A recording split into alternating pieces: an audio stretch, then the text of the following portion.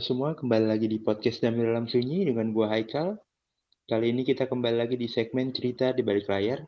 Kali ini gua akan ngomongin tentang psikologi bareng bintang tamu kita pada malam hari ini, yaitu Kak Sita. Halo Kak Sita. Halo, Haikal. Halo. Gimana nih kabarnya nih Kak? Alhamdulillah ya, luar biasa. Eh, 1 to 10, physically 10, mentality Iya, juga Alhamdulillah 10. oke, Alhamdulillah ya. Haikal gimana? Eh, Baik-baik aja sih kabarnya. 10/10 lah untuk semuanya. Asik. Gimana, gimana, gimana? Oke, oke. Jadi kita sebelum mulai ini kan ada ungkapan nih. Tak kenal maka tak tahu. Jadi kita kenalan dulu nih dengan Kasita. Mungkin bisa cerita sedikit nih tentang backgroundnya Kasita. Hmm, menarik ya. Kirain tak kenal maka tak sayang. Saya mau disayang nih ceritanya.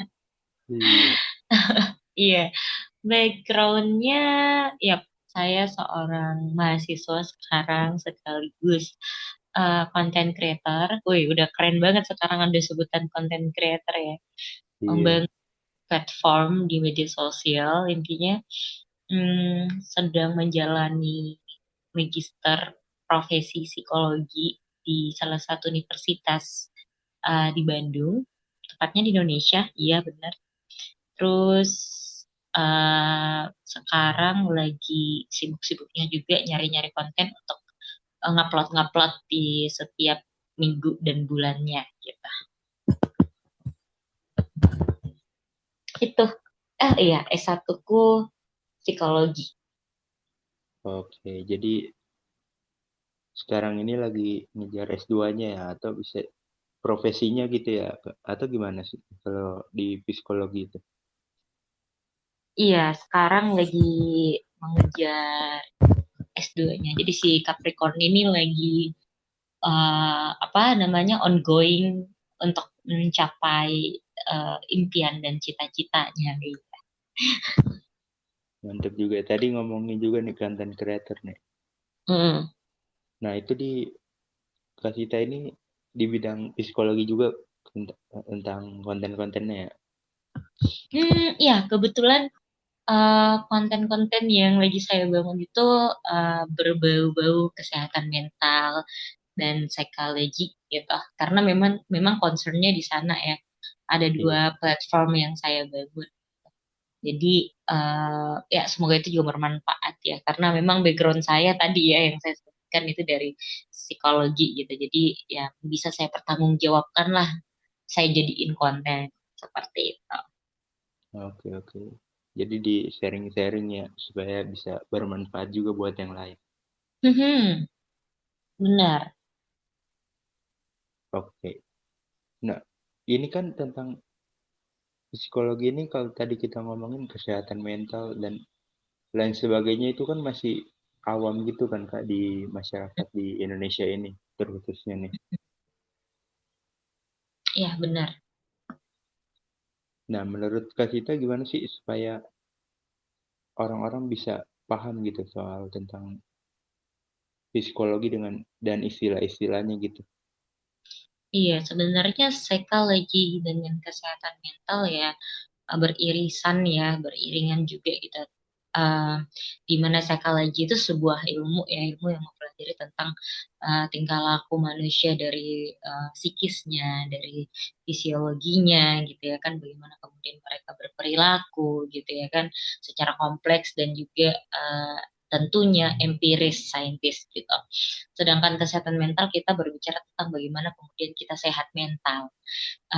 Sehat mental itu sama halnya bagaimana kemudian kita menyejahterakan hidupnya kita, bagaimana kemudian kita damai dengan kehidupannya kita, bagaimana kemudian kita bisa berfungsi secara optimal, baik itu sosial, juga optimal di keadaannya kita sekarang ini gitu. Jadi bukan hal yang sama namun beririsan dan beriringan. Memang benar seperti yang dikatakan siapa Haikal ya, bahwa hmm, mengenai istilah kesehatan mental sekarang tuh atau psikologi itu masih masih tidak semua orang paham atau tidak semua orang melek ya sadar akan hal-hal seperti itu gitu loh. Namun gini Haikal, eh, Iya, kerennya sekarang-sekarang ini kamu ini nggak sih sadar nggak sih orang-orang udah mulai aware, udah mulai sadar tentang kesehatan mental, nah iya, udah mulai bangun waking up dengan keadaan mentalnya atau psikisnya yang sekarang gitu loh. Ya saking waking up-nya ya banyak yang self diagnose misalnya tiba-tiba gitu tiba-tiba senang langsung sedih langsung self diagnose aja dirinya bipolar gitu ya kan iya, atau skizofrenia gitu atau apalagi gitu yang banyak ya kayak kayaknya aku bipolar deh kayaknya aku gitu-gitu ya itu saking aware-nya gitu sebenarnya mm, tapi benar, tapi itu keliru gitu loh ya kita untuk mendiagnos itu tidak segampang 1-2 detik ya gitu gitu jadi sebenarnya udah mulai waking up nih gitu udah banyak istilah-istilah yang diketahui oleh begitu banyak masyarakat awam gitu loh cuma itu disayangkannya tahu istilahnya tapi nggak tahu penempatannya ada di mana atau definisi asli dari apa istilah-istilah itu gitu loh. Hmm, kita ambil contoh kita ini deh. Haikal kalau misalnya ini tidak bisa tidur semalaman biasanya disebut apa tuh? apa amnesia, bukan, Insomnia ya. insomnia, Apa sih? Lupa ingatan dong. Iya. Jadi insomnia ya. Jadi ya iya, banyak mengatakan bahwa nggak tidur semalaman itu berarti insomnia. Padahal enggak, insomnia itu adalah gangguan tidur. Gangguan mm, tidur ya, memang benar-benar kita nggak tidur mau malam, siang, gitu ya, pagi, sore gitu. Ini mah orang karena tidurnya siang ke sore, sore ke malam gitu ya. Kan mungkin sampai jam 8 malam gitu. Jadinya nggak bisa tidur lagi tengah malam gitu atau karena heeh, faktor-faktor lain jadinya nggak bisa tidur malam tok gitu tapi pagi siang sore itu tidur gitu itu tuh nggak insomnia gitu aku hampir sebut amnesia gara-gara si Haikal. oke, oke, Iya, jadi iya memang benar masih masih asing ya, tapi eh, sangat disyukuri bahwa masih banyak orang-orang yang udah aware, udah tahu istilah-istilah tentang oh kesehatan mental seperti apa. Kalau saya seperti ini saya harus kemana gitu. Yang tentunya pasti ke profesional. iya. Seperti itu.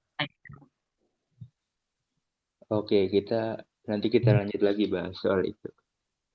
Oke, Nah, di sini nih, kenapa sih kasih tak milih bidang ini nih, bidang psikologi ini? kenapa? Wah, pertanyaan yang ditanyakan pada saat saya wawancara S2 ya. Apakah Anda adalah salah satu interviewer saya? Kenapa? Menurut saya itu eh, memilih ini karena panggilan hidup ya. Awalnya memang saya tidak tahu apa itu psikologi. Gitu. Eh, bahkan saya tidak tahu ada jurusan psikologi dulu. Cuma Iya, karena ada satu dan lain hal kejadian di masa SMA yang mempertemukan saya dengan mahasiswa psikologi juga dengan beberapa psikolog gitu ya. Sehingga saya baru tahu ternyata oh ada ya mata kuliah atau kuliah jurusan seperti ini gitu. Di samping saya memang juga waktu SMA sering self talk ya. Kalau dulu tuh bilangnya bicara sama diri sendiri gitu. Lebih kenal sama diri sendiri dan saya paham ternyata kelebihan saya salah satunya adalah mendengarkan orang. eh, saya tertarik dengan bukan penasaran ya, tapi lebih ke tertarik, lebih senang mempelajari tentang manusia gitu. Manusia yang kita tahu dinamis dan akan berubah-ubah gitu. Manusia yang ketika melakukan sesuatu pasti ada alasannya gitu. Jadi ya mulai dari situ saya pilih eh, jurusan psikologi gitu.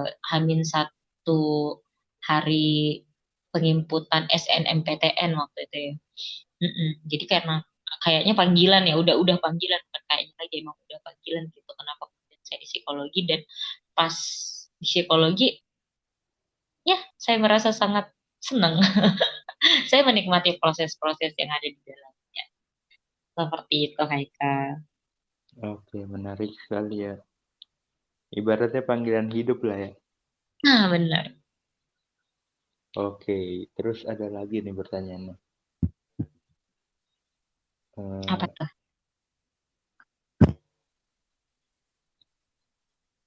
nah, kan tadi udah ngomongin nih, kenapa nih pilih ini, kenapa nih milih psikologi nih. Mm-mm. Nah, pasti kan seperti yang dibilang tadi, manusia itu dinamis dan bisa berubah-ubah nih. Yap. Nah, apa sih yang buat Kak Cita bertahan dengan pilihan Kak Cita ini untuk tetap di psikologi ini? Ya, kenapa tetap di psikologi? Iya, Hmm, karena udah passion ya, udah concernnya sebenarnya. Seperti yang saya bilang tadi, seperti panggilan gitu. Um, saya ada di sini gitu. Saya benar-benar merasa diri saya cocok untuk menekuni bidang ini gitu. Awalnya memang seperti oh iya saya panggilan, saya concern, saya suka gitu. Lama kelamaan secara perlahan-lahan berproses, saya memaknai setiap langkah saya berada di bidang ini gitu loh Kak.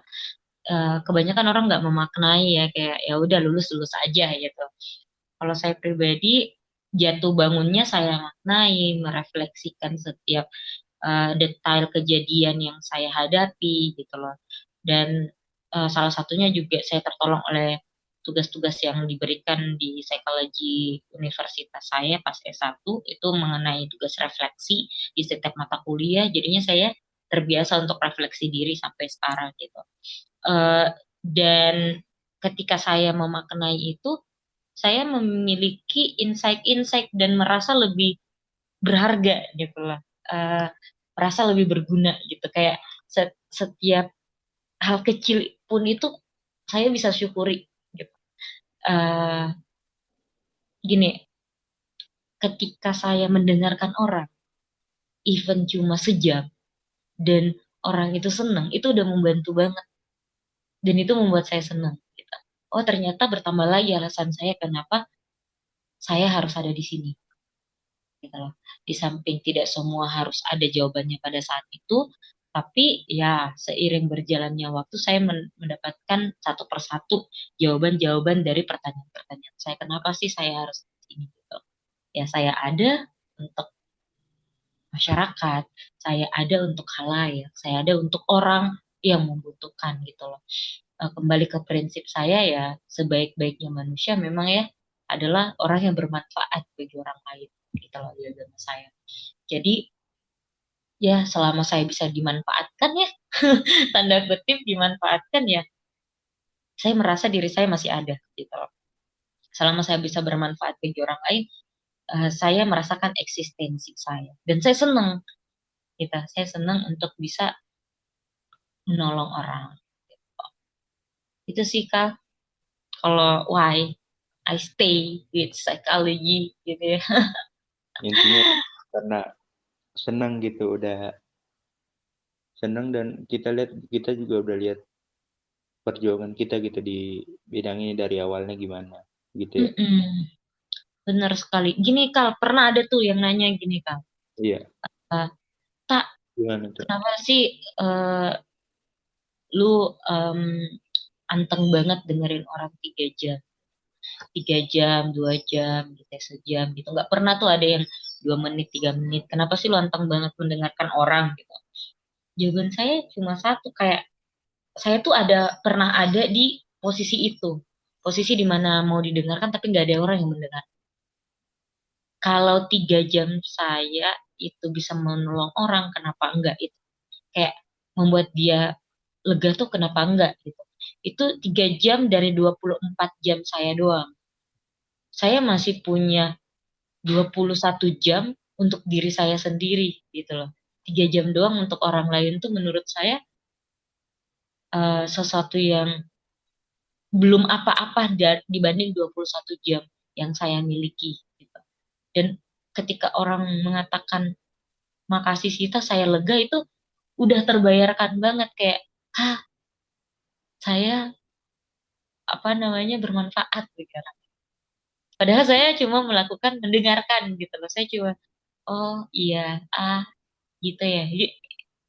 Just that thing, tapi udah bisa menolong orang. That's why saya suka dengan bidang ini. Bukan cuma tentang mendengarkan ya, tapi saya jadi aware atau sadar bagaimana berperilaku sama orang kayak Kak Haikal misalnya. Oh, Haikal orangnya misalnya pasif gitu ya.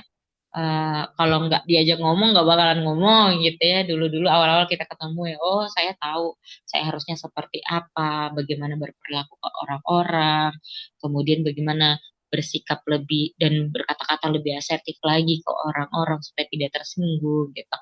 Ya, skill-skill itu saya pelajari di bidang ini gitu. Dan tidak ada alasan untuk tidak stay di bidang ini menurut saya. Itu sih Haikal. Oke, menarik ya. Oke, kita sekarang balik lagi nih ke Mm-mm. istilah-istilah mental health tadi, Kak. Mm-mm. Kan ini lagi marak banget nih kan di apalagi nih warga-warga Jaksel yang bilang dia inilah, dia itulah, dia bipolar lah, dia inilah morning person apalah begitu loh. Ya, healing gitu ya. Mau healing gitu, padahal liburan. Gitu. Mm-mm. Jadi salah digunakan gitu dan Mm-mm. maknanya juga jadi jelek juga ke buat orang lain juga kan Iya, benar. tentang kesehatan mental ini jadi agak kurang gitu. Nah, Benar. menurut Kak Sita sendiri gimana sih soal itu? Iya, sangat disayangkan ya kekeliruan menempatkan istilah-istilah itu. Saya jujur ya, ketika mendengar-dengar beberapa apa namanya tuh kejadian itu awalnya ketawa gitu. Ketawa bukan Hmm, karena lucu-lucuan, nggak kayak kayak aduh nih orang kenapa sih selalu banget menjadi orang yang baru tahu satu tapi seperti tahu banyak gitu loh. Ya kayak kenapa sih orang malas baca gitu. Jadi lucu aja gitu, sesuatu yang tidak harusnya ditempatkan di tempat itu malah ditempatkan di sana dan itu keliru gitu loh. Istilah-istilah itu kayak aduh aku mau ngehealing deh padahal liburan. Liburan kan liburan ya namanya liburan bukan healing gitu. iya. Iya kan, jadi banyak istilah-istilah psikologi yang eh, keliru untuk digunakan dan saya sangat miris akan hal itu. Saya berharap ini pertanyaan yang sebelumnya, saya berharap teman-teman lebih bisa ikro lagi, baca lagi gitu loh, baca mengenai istilah-istilah yang mau digunakan gitu loh. Iya, Jangankan istilah-istilah psikologi ya kali ya, istilah Indonesia aja banyak sering salah digunakan ya, keliru digunakan gitu loh. iya benar banget. Iya kan? Kayak, Heeh. hmm, kenapa sih literasi-literasi minat bacanya tidak ditingkatkan saja gitu loh, hanya mendengar dan tidak mencari tahu, oh ini digunakan saat kapan ya gitu. Jadinya kan ada pergeseran makna, ada pergeseran arti gitu ya. Jadi Iya benar. lebih lebih aware lagi ya Haikal ya menurutku gitu, lebih Mm-mm. hati-hati lagi juga untuk menggunakan istilah-istilah itu gitu. Insomnia, ini paling banyak nih halusinasi, halu lu gitu ya, banyak ya. Lu halu lu gitu. Padahal halusinasi itu bukan orang kalau berimajinasi, bukan orang kalau bermimpi bukan berarti halu. Iya benar-benar. Merencanakan masa depan itu bukan berarti halu gitu loh. Halusinasi itu adalah salah satu gejala atau simptom yang ada muncul di salah satu gangguan psikologi atau kepribadian yaitu skizofrenia dan ada juga di beberapa gangguan kepribadian lainnya gitu loh dan itu dipakai atau disematkan ke orang-orang yang tidak memiliki gangguan itu cuma bermimpi atau menyusun cita-citanya gitu lalu dikatain halu gitu. Eh, One day saya akan ke Paris untuk apa namanya sekolah gitu. Terus orang-orang bilang ah, halu lu gitu. Halu itu bukan sesuatu yang harus oh kalau nggak mungkin itu berarti halu gitu. Nggak kayak gitu loh. Halusinasi adalah gimana? Simpel itu halusinasi adalah sesuatu yang nggak ada tapi kita lihatnya ada. Benar-benar. Itu halusinasi. Jadi misalnya di depan nih kita lihat laptop, padahal nggak ada laptop di depan kita, tapi kita lihat itu laptop gitu. Halusinasi visual itu gitu. Halusinasi audio yang kayak kita nggak mendengarkan suara kucing, tapi apa orang-orang nggak mendengarkan suara kucing dan nggak ada kucing, tapi kita mendengarkan suara kucing itu gitu loh. Iya. Itu halusinasi, sesuatu yang nggak ada tapi kita secara nyata merasakan itu ada gitu. Itu yang kayak kayak gitu. Itu sih Haikal, lebih baca Oh, lagi lah literatur-literatur ya. benar banget. Jadi kita harus pahami dulu lah ya sebelum jangan baru paham satu hal, baru paham misalnya 1%-nya lah kita udah bilang ini beginilah begitulah. Hmm.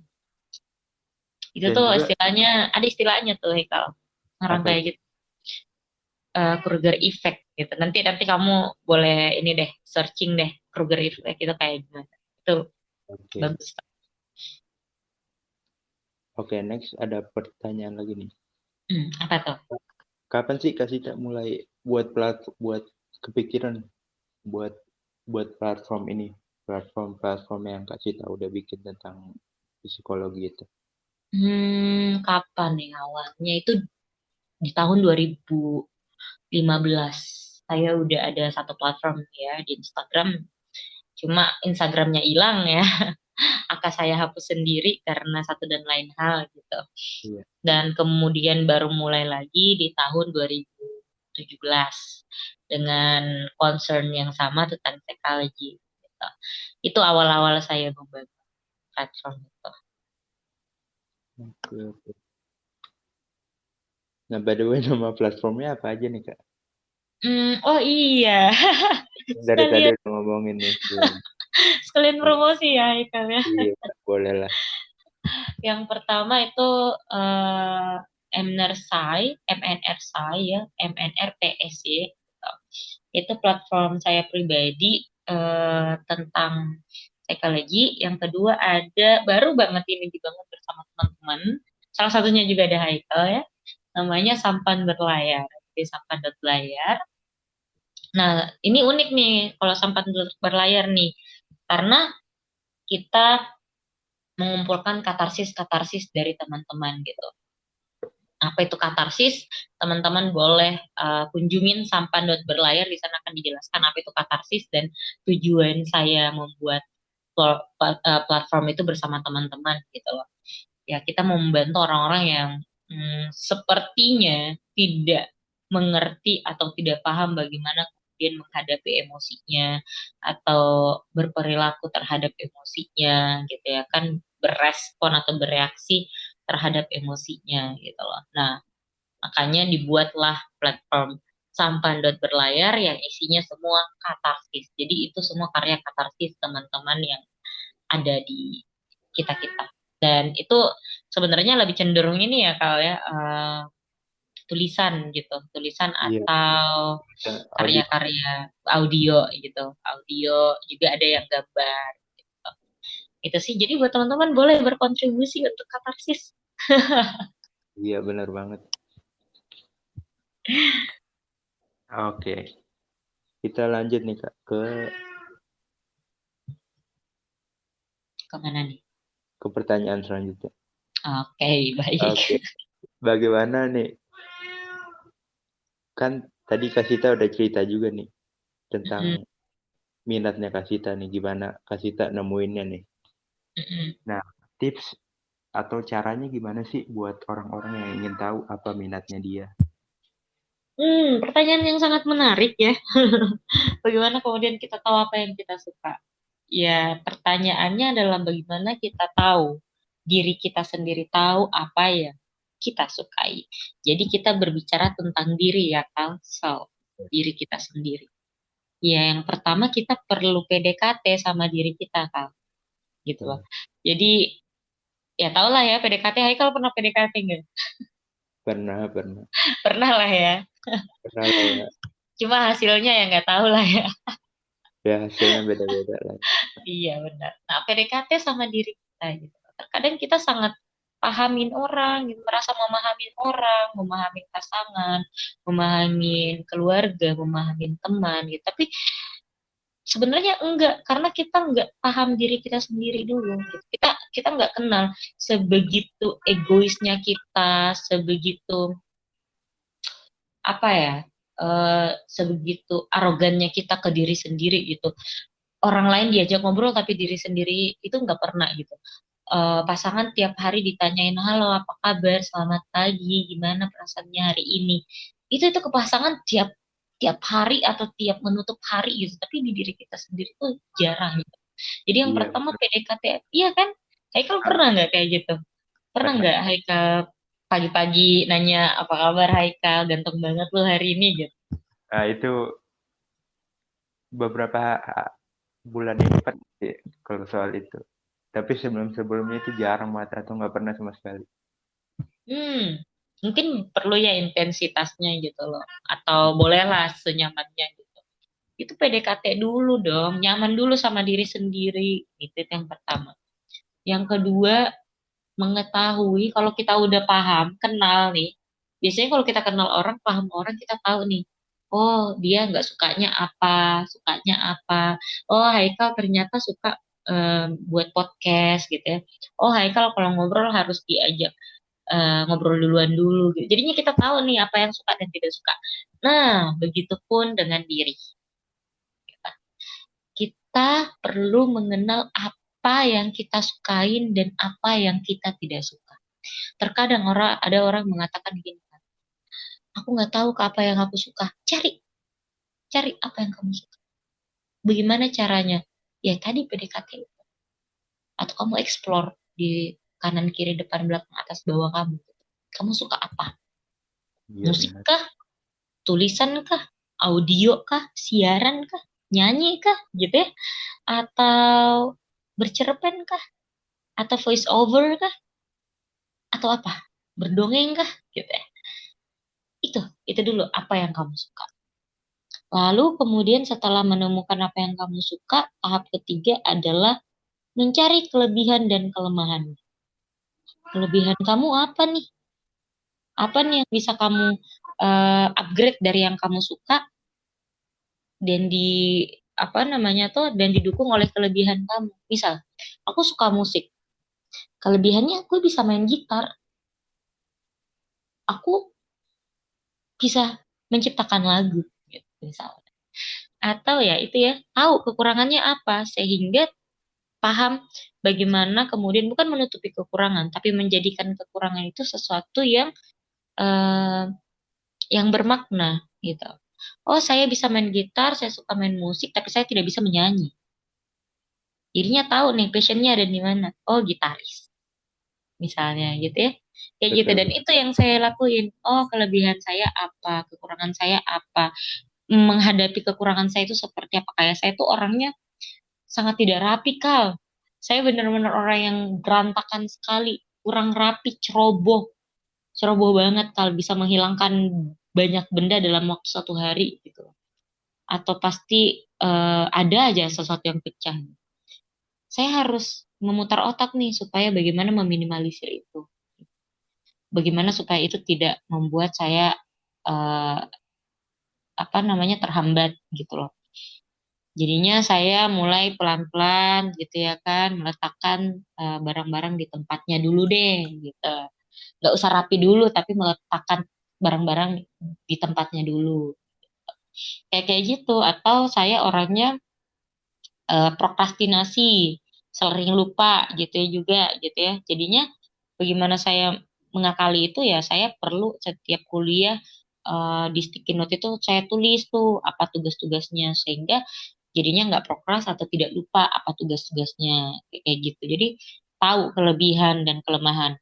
Jangan di kepala doang, ditulis di list satu apa, dua apa, tiga apa, empat apa. Biasanya orang-orang itu lebih banyak kelemahannya yang ditulis. Karena kenapa? 80% memang, ini hasil penelitian 80% memang orang-orang itu fokus ke kelemahannya. Gitu. Benar-benar.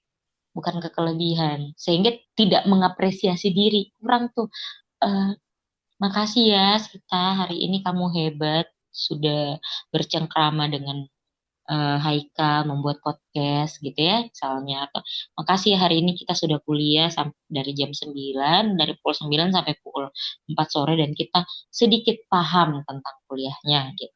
Itu kayak gitu. Tapi karena fokus ke kelemahan, seringnya ngeluh.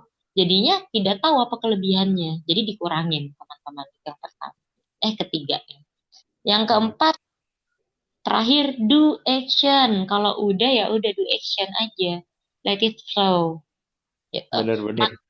Mak- Itu maknanya ya kok. Nah, eh, gimana? kadang kan kita udah bilang nih besok mau gini. Ya pas besoknya besok aja deh. Itu loh yang suka Mm-mm, bener tuh kadang. mm-mm. Benar kayak hal yang bisa dilakukan hari ini ditunda sampai minggu depan, sampai bulan depan, sampai tahun depan.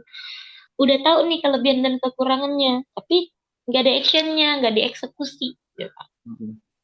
Itu. Jadi do action. Jadi um, jangan hanya stuck di perencanaan, tapi ayo laksanain. Lalu kemudian evaluasi setiap hari, penutup hari setiap malam itu dievaluasi.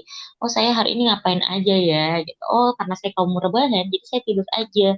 Nggak ada yang bisa saya maknai. Padahal dengan tidur pun kita bisa memaknai sesuatu, gitu loh. Insight yang kita dapat, ternyata ketika kita tidur kita melewatkan banyak hal. Bener. Kita melewatkan banyak kesempatan. Kita melewatkan banyak kegiatan yang bisa mengimprove diri kita.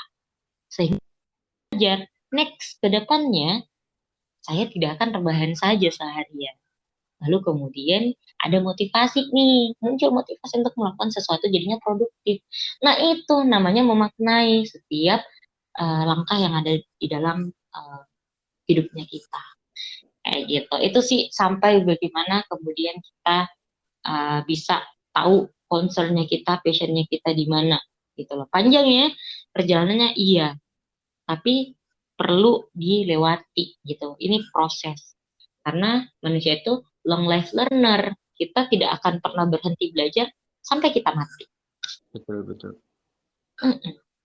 Oke. Nah, terakhir nih kan Mm. kita ngomongin tentang di balik layar nih. Mm-mm.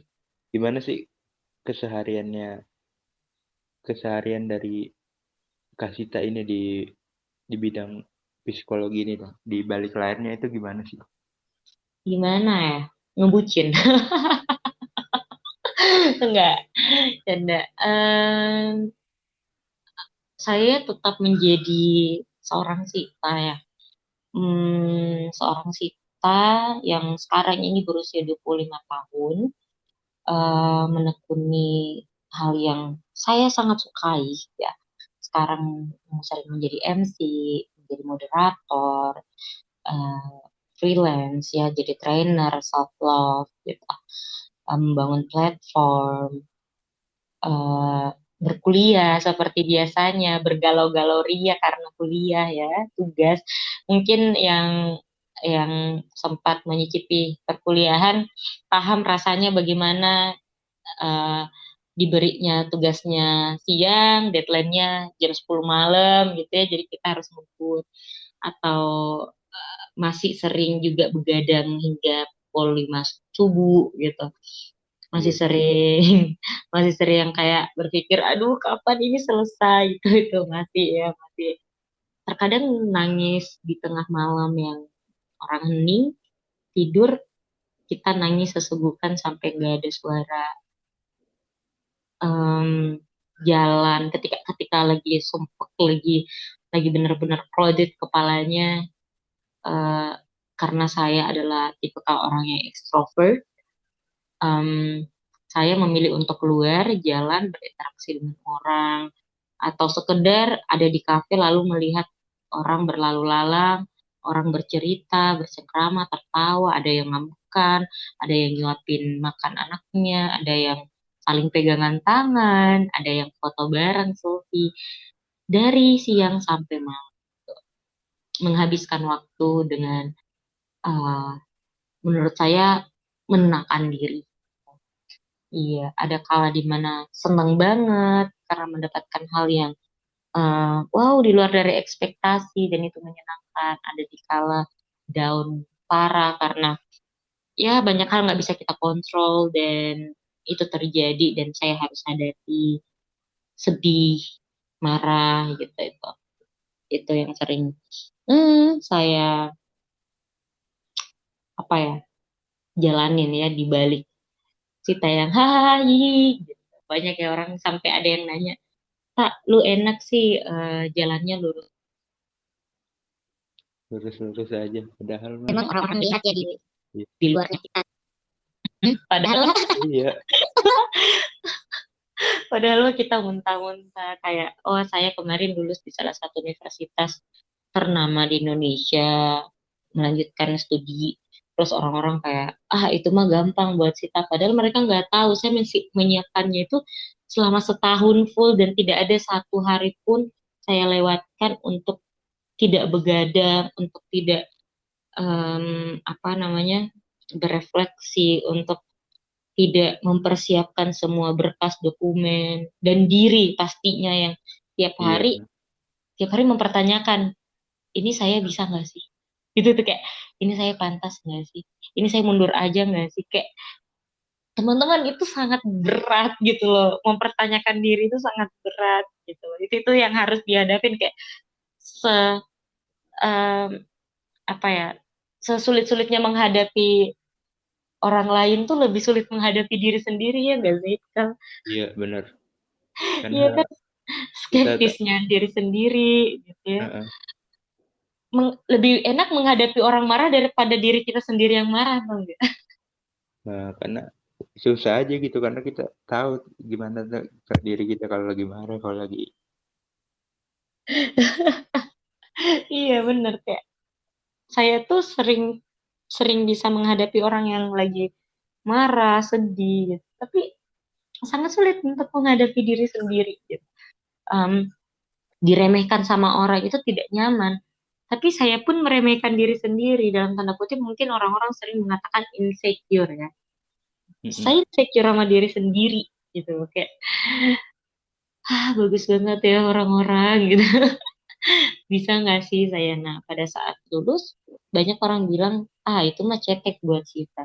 Hmm, tidak sama sekali saya menghabiskan begitu banyak waktu Tenaga. tidur untuk ya tenaga untuk mencapai itu gitu. Tidur saya kalau boleh jujur waktu itu cuma 4 jam doang untuk mempersiapkan dalam waktu 1 tahun. Sangat ya ketika orang bisa 3-4 langkah ya saya harus berlari gitu. Karena memang saya paham diri saya kekurangannya ada di mana.